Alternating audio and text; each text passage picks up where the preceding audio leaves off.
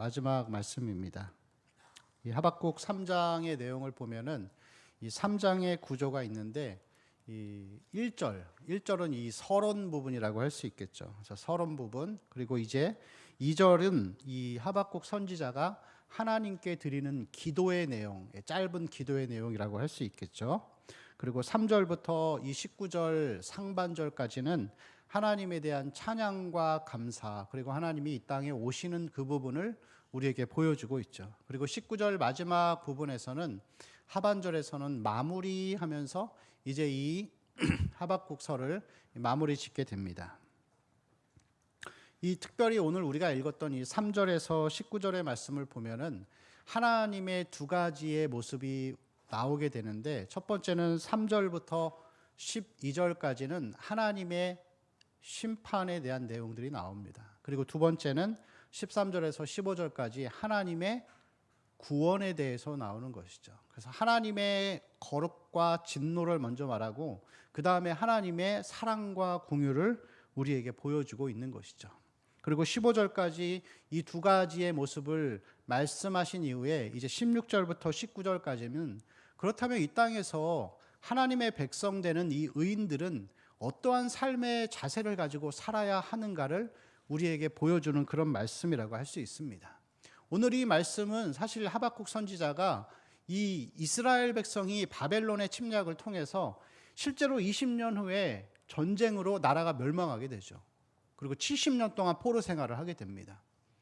이 급박한 상황을 앞두고 있는 이 상황에서 이 하박국이 하나님이 어떤 분이신가를 묘사하고 있는 것이죠. 그리고 하나님에 대해서 설명을 하고 있는데, 전쟁을 일으키게 하시는 분도 하나님이시고 심판하시는 분도 구원하시는 분도 하나님이시라는 것을 우리에게 보여주는 그런 말씀이라고 할 수가 있습니다. 그런데 여러분, 이 구약의 성경을 보다가 보면은 이 선지자들이 하나님이 세상을 심판하신다라고 하는 이 무서운 내용들이 많은 부분에서 등장하고 있습니다.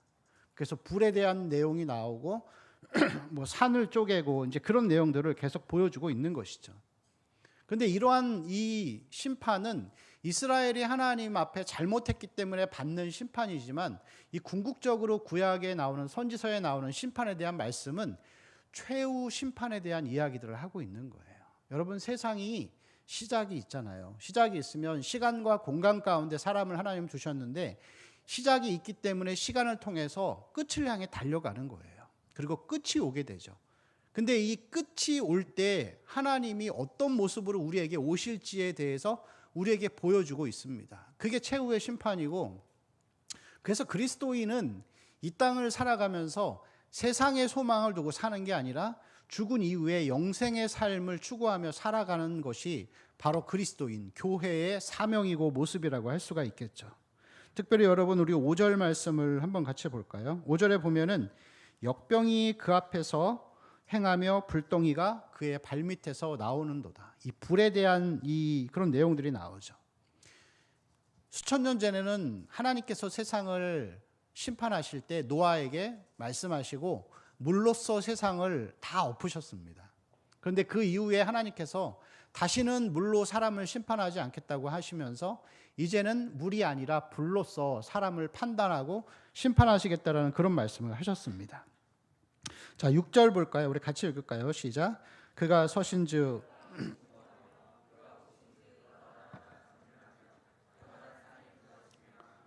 작은 산이 그의 행하심이 예로부터 그러하시도다. 아멘. 자, 우리가 영원성처럼 느끼며 살아가는 땅이 어떻게 된다고요? 진동하고 흔들린다라는 것이죠. 그리고 산이 무너져서 없어지는 그런 상황이 되는 것이죠. 그래서 여러분, 하나님이 불 가운데에서 이 땅의 마지막 때에 임하셔서 세상에 있는 것들을 모두 다 태워버리시고 새로운 세상을 만드시는 것이죠. 그래서 여러분, 구원은 사람만 받는 게 구원이 아니고 세상에 있는 모든 피조물들도 다시 구원받기를 기다리고 있습니다. 여러분, 그래서 로마서 8장 22절에서 23절 말씀을 보면은 그런 말씀이 있죠. 같이 읽을까요? 시작. 피조물이 다 이제까지 함께 탄식하며 함께 고통을 겪고 있는 것을 우리가 아느니라. 23절이요. 그뿐 아니라 또한 우리 곧 성령의 처음 익은 열매를 받은 우리까지도 속으로 탄식하여 양자될 것 곧 우리 몸의 속량을 기다리느니라. 자, 피조물이 어떻다가요? 함께 탄식하고 있는 거예요. 여러분, 우리가 이렇게 지나다 보면은 요즘에 그 가장 많이 눈에 띄는 동물이 뭐죠? 고양이, 주인 없는 고양이. 근데 여러분, 이 고양이 저희 집에 매일 방문합니다. 제가 고양이 좋아하는 거 알고 문 앞에 맨날 찾아와요. 근데 한번 쓰다듬어 주고 싶어도 고양이가 곁을 주지 않아요. 제 마음을 몰라주고 막 도망갑니다. 여러분, 원래 이 동물과 사람은 그런 관계가 아니었던 거예요. 원래 하나님이 세상을 창조하실 때는 사람이 다스리고 이 동물과의 어떤 친밀감이 있었던 것이죠. 근데 그게 없어지고 다 서로 경계하고, 또 여러분, 우리는 만약에 우리가 사자를 맞닥뜨린다고 생각해 보세요. 사자는 사람을 죽일 수 있는 위협적인 존재이죠. 근데 원래 그런 존재가 아니었던 거예요. 다 사람이 다스리게 해놨는데 그게 죄가 들어와서 질서가 바뀌고 오염되고 순서가 바뀐 거예요. 그래서 여러분, 세상에 있는 모든 만물, 뭐 식물도 마찬가지고 바다에 사는 물고기들도 마찬가지고 동물들도 모든 피조물들이 함께 탄식하면서 이 구속을 기다리고 있는 거예요. 그래서 여러분, 기독교가 소망하고 우리가 추구하는, 교회가 추구하는 것은 마지막 날 새롭게 될 것을 추구하는 거예요. 여러분, 그렇다고 한다면 우리 그리스도인들은, 교회는 세상에 대해서 비관적이어야 돼요? 아니면 반대말 뭐죠? 낙관적이어야 돼요? 여러분, 기독교는, 신앙은 비관적인 거예요. 어떤 면에서는 부정적인 거예요. 그래서 세상에 소망을 두고 살지 않아요. 하나님 나라를 바라보며 살아가는 것이죠. 예수님이 마태복음 24장 6절에서 7절을 보면은 이 세상이 어떤 모습인가에 대해 보여주고 있어요. 같이 읽어볼까요? 시작. 난리와 난리 소문을 듣겠으나 너희는 삼가 두려워하지 말라. 이런 일이 있어야 하되 아직 끝은 아니니라. 민족이 민족을, 나라가 나라를 대적하여 일어나겠고 곳곳에 기근과 지진이 있으리니. 아멘. 여러분, 예수님이 하신 말씀이에요. 기근과 지진이 있고 난리가 있고 전쟁이 있고, 계속해서 죄가 시작된 이후로 인류가 끝날 때까지, 역사가 끝날 때까지는 계속 고통이 일어나는 거예요. 그 여러분, 살다가 보면은 우리 인생도 그렇잖아요. 하나님이 모든 사람에게 고통을 주셨어요. 그 고통을 주셨는데 예수를 모르는 사람들은 고통을 잊기 위해서 정욕에 빠져 사는 거예요. 잊어보려고 그렇게 사는 거예요. 근데 여러분, 그리스도인들은 세상을 살아가는 방식이 매번 어려움의 문제, 질병의 문제, 가난의 문제, 여러 가지 사람으로 당하는 이 고통의 문제들이 죽을 때까지 존재하기 때문에 이 세상은 소망이 없다. 하나님 나라를 소망하고, 그래서 영생을 향해 나아가는 것이라고 할 수 있겠죠. 그래서 그리스도인은 이 땅에서 우리가 잘 먹고 잘 살고 뭐 부자가 되고, 교회는 이런 거에 관심이 없는 거예요, 여러분. 예수 믿고 하나님 나라에 가서 하나님과 영원히 거하면서 그분과 함께 사는 것을 바라보는 것이 바로 여러분, 교회의 사명이라고 할 수가 있겠죠. 그래서 이 복음이라는 것은, 교회라는 것은 홍익인간의 사상이 아니죠. 널리 세상을 이롭게 하고 세상의 유토피아를 만들고 행복을 추구하고, 그것이 아니라 하나님 나라를 꿈꾸면서 살아가는 삶이라고 할 수 있습니다.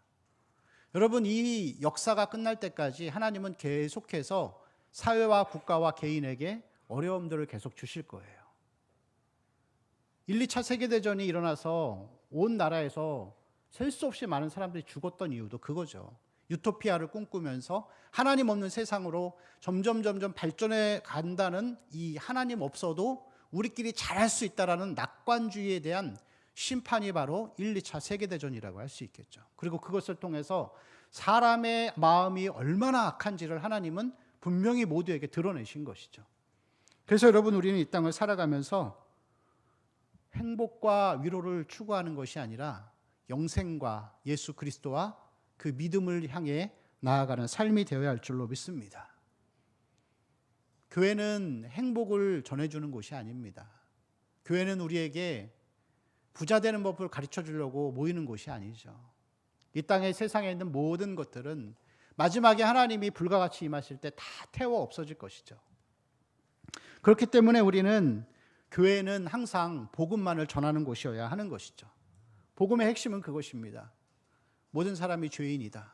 하나님의 진노 가운데 있다. 우리가 죄인이기 때문에 예수를 믿으십시오. 예수님을 통해서만이 하나님 나라에 갈 수 있습니다. 그것을 믿고 그 예수를 따라 살아가는 것이 바로 신앙이라고 할 수 있는 것이죠. 그래서 여러분, 그리스도인의 삶은 표대를 향하여 계속해서 앞을 향해 달려가는 삶이라고 할 수 있겠죠. 그리고 최종의 목적은 예수님이 다시 오시는 것, 예수님의 부활을 우리를 기다리면서 살아가는 것이죠. 자, 고린도전서 15장 14절 말씀을 보면은 그렇게 기록되어 있죠. 같이 읽을까요? 시작. 그리스도께서 만일 다시 살아나지 못하셨으면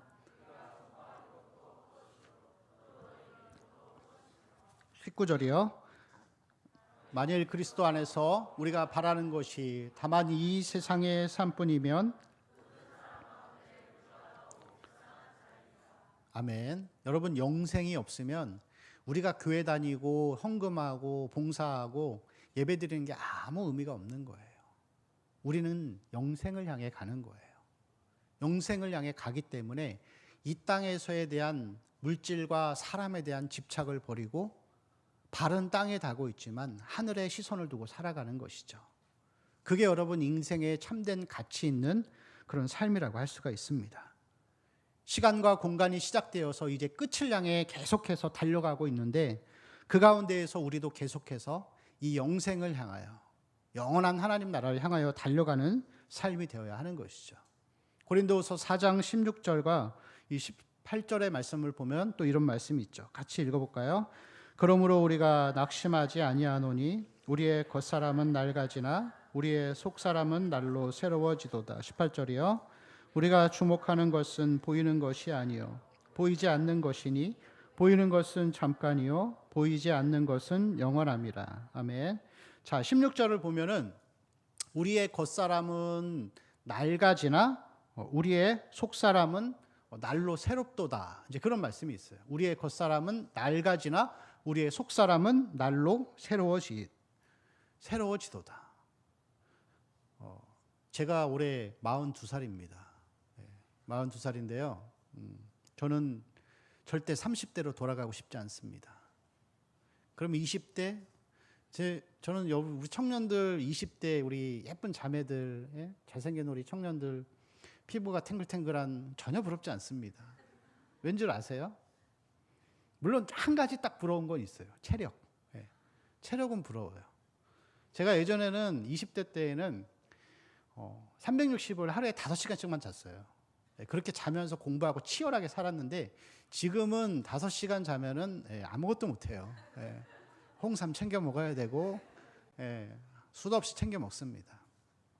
근데 여러분, 제가 과거로 돌아가고 싶지 않은 이유가 뭐냐면은 그때 그 받았던 훈련들이 또 받아야 된다고 생각하면 끔찍한 거예요. 야, 20대 그때로 돌아가가지고 막 그런 거 있잖아요, 여러분. 돈이 없을 때 이 물질에 대해서 두려워하고 걱정하면서 살아가는 거. 그거를 여러분 초월하는 것이 쉽지 않잖아요. 근데 어느 정도 제가 지금은 그 모든 부분을 다 자유하게 되었는데, 그때로 제가 20대 그때로 다시 돌아가가지고 이 재정에 대해서 근심하고 앞날이 어떻게 될까 하면서 걱정하고 있는, 믿음으로 살아야 된다는 거 알면서도 그거에 두려워하는 내 자신을 다시 겪는다고 생각하면은 저는 못 하겠는 거죠. 여러분, 사람은 인생을 살아갈 때 자기의 인생을 어느 정도 계획하고 설계하면서 가야 되는 것이죠. 앞날이 보이지 않으면 여러분 불안하잖아요. 그렇잖아요. 나는 1년 후에 어떤 모습이 될까? 저도 그랬거든요. 저도 20대 후반에는 그런 생각 많이 했습니다. 나는 과연 나 같은 놈이 결혼을 할 수 있을까? 그것부터 시작해가지고. 근데 그런 두려움이 있는 거예요. 그리고 제 안에 그런 분노가 있었어요. 이게 좀 생긴 거와 다르게 굉장히 성격이 분노가 많았습니다. 근데 그렇게 막 분노를 일으키면서 사람하고 막 싸우고 이렇게 다투고 했던 그런 것들이 여러분 그러고 나면은 기분이 좋을까요? 안 좋죠. 후회스럽죠. 내가 왜 그랬을까? 그런데 여러분 그것도 어느 정도 지금 다 이제 하나님이 훈련을 하셔서 다 낮추시고 혈기를 빼시고 지금 40살의 초반에 들었습니다. 그럼 저는 그때로 다시 돌아가서 그 삶을 살고 싶지 않은 거예요. 그리고 앞을 보면 이제 가는데 제가 이제 작년 사역도 하니까 가끔 이렇게 장례가 나면은 찾아가서 예배를 드려주고 조문도 하게 되죠. 근데 할머니 할아버지 되셔서 80, 90 되셔서 돌아가시는 분들 보면은 참 유족들 보면 안타깝죠. 슬프고 하는데 저는 마음속에 그런 마음이 있어요. 부럽다. 하나님 만났겠다. 막 그런 마음이 있는 거예요. 여러분 그리스도인은 앞을 향해 가는 거예요. 왜냐하면 세상에 소망이 없기 때문에. 여러분 살다가 보면은 열심히 살다가 보면은 좋은 날이 오긴 와요. 오긴 오는데 세상이 전부가 아니에요, 여러분. 세상이 영원하다라고 우리는 생각하고 사단이 우리의 마음 가운데 자꾸 많은 돈을 벌고 건강하게 살면 영원히 살 것처럼 소망을 주게 하지만 우리의 인생은 유한하고 끝나게 되어 있는 것이죠.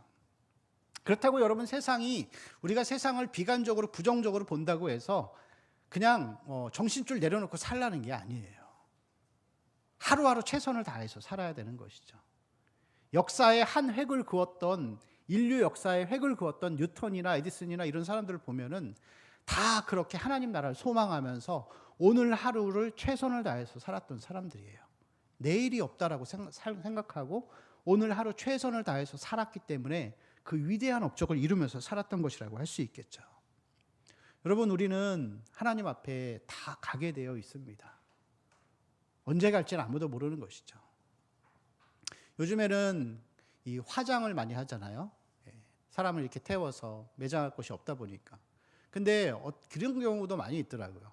이 매장을 했던 이 산소를 다 이 파멸을 하고서 그 부모님이나 할아버지 할머니의 뼈를 다 꺼내가지고 그것을 다시 태워가지고 이렇게 뿌려주는 그렇게 다시 하는 일들이 많아지더라고요. 근데 여러분 제가 재밌는 걸 봤어요. 이 관을 이렇게 열고서 파가지고 관을 열어보면은 거기에 이 시신만 있는 게 아니에요. 예? 그 자손들이나 가족들이 갈 때 뭐 술 한잔 하고 가세요 하면서 소주병도 하나씩 넣어주고 또 아니면은 지금 막 100년 이상 지났으면 막 골동품도 막 들어있는 거예요. 예? 저도 저희 아버지 돌아가실 때 거기다가 10,000원짜리랑 소주병이랑 넣어드렸어요. 예, 술 좋아하셔가지고. 근데 여러분 다시 파가지고 그 유족들이 뼈를 다 꺼내서 이제 수거를 하잖아요. 그럼 나머지 뭐 돈이나 이 가치가 있는 이 골동품 누가 가져가요? 누가 가져가죠? 죽은 사람이 가져가나요? 아니죠. 후손들이 가져가는 거예요, 가족들이. 그리고 죽은 시신은 그냥 죽는 거잖아요. 그럼 여러분 우리가 인생이 끝나고 하나님 앞에 갔을 때 뭐 가져갈 수 있을 것 같아요? 그때 하나님 앞에 우리가 가져갈 수 있는 거는 우리 마음이에요. 우리 마음. 우리가 인생을 살면서 제가 살았던 삶과 같이 거룩하게 살려고 애썼던 삶, 믿음으로 살려고 애썼던 모습들, 하나님이 싫어하시기 때문에 혈기를 죽이려고 애썼던 삶, 물질에 집착하지 않고 하나님 바라보면서 영생을 소망하며 살아갔던 그 마음을 하나님이 상급으로 보시고 칭찬해 주시는 것이죠. 그래서 여러분, 우리 청년들, 우리 성도님들 계속해서 이 끝을 향하여 하나님 나라를 향하여서 달려가는 우리의 삶이 되기를 축원합니다. 우리 3절 말씀 한 번 더 같이 읽을까요? 시작. 하나님이 대만에서부터 오시며 거룩한 자가 바란산에서부터 오시는도다. 그의 찬송이 세계에 가득하도다. 아멘. 여기서 대만과 이 거룩한 자 바란산이라는 두 장소, 대만과 바란산이라고 말씀하시는 이유는 뭐냐면은 이 대만과 바란산은 이스라엘 백성들이 사막에서 생활할 때 하나님이 그들에게 나타나셨던 곳이에요. 그래서 이 3절부터의 말씀을 보면은 하나님이 오셔서 심판과 구원을 보여주고 계신다라는 것을 우리에게 말씀하고 있죠. 아까 처음에 살펴봤던 대로 3절부터 12절은 하나님의 심판을 이야기하고 그 다음에 이 13절에서 15절은 반대로 하나님의 구원을 이야기하고 있는 것이죠. 우리 13절 한번 같이 읽어볼까요? 시작. 주께서 주의 백성을 구원하시려고 기름 부음 받은 자를 구원하시려고 나오사 악인의 집에 머리를 치시며 그 기초를 바닥까지 드러내셨나이다. 아멘. 자, 여기서 보면은 주께서 주의 백성을 구원하시려고 기름 부음 받은 자를 구원하시려고 할 때 이 기름 부음 받은 자라는 이분은 누구냐면 예수님을 얘기하는 거예요. 그래서 예수님을 이야기하는데 동시에 예수님의 고난과 영광에 대해 설명하고 있는 거예요. 그래서 여러분 이 기름 부음 받은 자라는 이 단어는 고난과 영광 그리고 심판과 구원을 동시에 얘기하는 거예요. 여러분 왜 제가 이런 얘기를 하냐면은 하나님이 이 땅에 오시면 하나님이 마지막 때 우리가 하나님을 만날 때 어떤 사람은 하나님을 심판으로 만나고 어떤 사람은 구원자로 만나는 거예요. 여기서도 그렇잖아요. 바벨론은 심판하고 이스라엘은 구원하겠다. 그리고 이 영적인 의미로는 믿음으로 살지 않은 사람은 하나님이 지옥에 보내겠다. 그리고 믿음으로 사는 사람에게는 하나님이 영생을 주시겠다. 이것을 우리에게 보여주고 있는 거예요. 자, 9절 말씀 한번 같이 읽어볼까요? 시작. 주께서 활을 꺼내시고 화살을 바로 쏘셨나이다. 주께서 강들로 땅을 쪼개셨나이다. 아멘. 자, 강들로 땅을 쪼개셨다라고 하는 것은 홍해 바다가 갈라진 그 사건을 얘기하는 거예요. 자, 이스라엘 백성들이 노예 생활을 하다가 이집트에서 탈출해서 홍해를 건너잖아요. 근데 홍해가 갈라지면서 이 건너는 그 장면이 이스라엘 백성에게는 구원일까요? 심판일까요? 구원받는 거죠. 구원받는 거예요. 근데 그 뒤따라왔던 바로와 군대들은 어떻게 되죠? 물이 다시 합쳐지면서 물에 수장돼서 다 죽잖아요. 그래서 하나님이 임하실 때 그 하나님의 오심이 어떤 사람에게는 심판이 되고 어떤 사람에게는 이 구원이 되는 거예요. 여러분 우리가 나중에 죽게 되잖아요. 모든 사람은 예외 없이 다 죽어요. 얼마를 사느냐가 이제 문제이지 다 죽는데 이 죽음이 그리스도인에게는 하나님을 만나는 영광의 시작점이 되는 거예요. 그러면 여러분 불신자에게는 뭐가 되죠? 영원한 형벌 가운데 들어가는 심판의 시작이 되는 것이라고 할 수 있겠죠. 여러분 지옥에 가면은 저는 가본 적은 없지만 지옥을 가면은 이제 어떤 영화에서 보니까 그런 장면들이 있어요. 이렇게 말도 안 되는 그런 영화지만 지옥에 이렇게 들어갔는데 어떤 그 주인공이 나르는 양탄자를 타고 가면서 이 지옥의 광경을 막 보는 거예요. 막 보고 있는데 이 지옥에 불빛이 없어요. 불빛이 없고 사람들의 이 흑암 속에서 사람들이 비명 소리만 계속 나는 거예요. 근데 중간중간에 불빛이 있어요. 이 불빛이 뭐냐면은 불이 타면서 나는 그 빛인 거예요. 예. 여러분 밤에 모닥불 피워보면은 빛이 나잖아요. 예? 불도 이 열도 나지만 이 빛도 나잖아요. 근데 이게 지옥에서 나는 이 불과 빛이 성령을 상징하는 거예요. 그래서 여러분 하나님을 안 믿는 사람에게는 하나님과 성령이 심판으로 임하시는 거죠. 반대로 하나님을 믿는 자는 그 진노하심에서 구원을 받고 하나님의 자녀가 되는 것이라고 할 수가 있습니다. 자, 계시록 6장 15절에서 17절까지의 말씀을 보면 같이 읽을까요? 시작. 땅의 임금들과 모든 총과 자유인이 굴과 우리 위에 떨어져 보좌에 앉으신 이의 얼굴에서와 그 어린 양의 진노에서 우리를 가리라. 그들의 진노에 큰 날이 이르렀으니 누가 능히 서리요 하더라. 아멘. 자, 진노에서 우리를 가리라라고 하는데 이 16절 말씀을 보면은 그 진노가 누구의 진노이죠? 그 어린 양의 진노에서. 자, 예수님이 2000년 전에 이 땅에 오셔서 우리에게 구원의 길을 여셨습니다. 근데 다시 오실 때에는 진노로 오시는 것이죠. 사람들이 얼마나 무섭고 두려웠는지 그들의 진노의 큰 날이 이르렀을 때 우리를 좀 가려달라. 어린 양의 진노로부터 가려달라라고 이렇게 말했던 것을 볼 수가 있습니다. 여러분, 교회가 이 땅에 존재하는 목적은 복음을 전하는 것이죠. 그 외에는 아무것도 없습니다.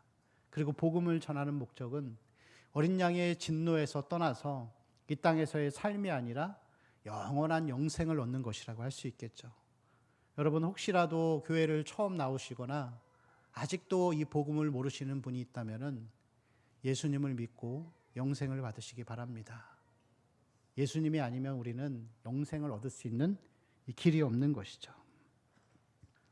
그리고 이러한 예수님을, 하나님을 우리의 구주로 모시고 살면은 이 땅에서의 개인의 삶에 있어서도 하나님이 구원자로 항상 우리에게 나타나시는 것을 볼 수 있습니다.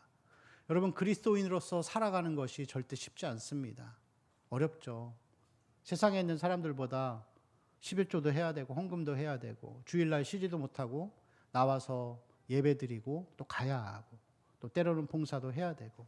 여러분, 그런데 우리가 그리스도인답게 믿음으로 살아가면은 고난 가운데 있을 때에 하나님이 구원과 선물로 우리에게 임해 주십니다.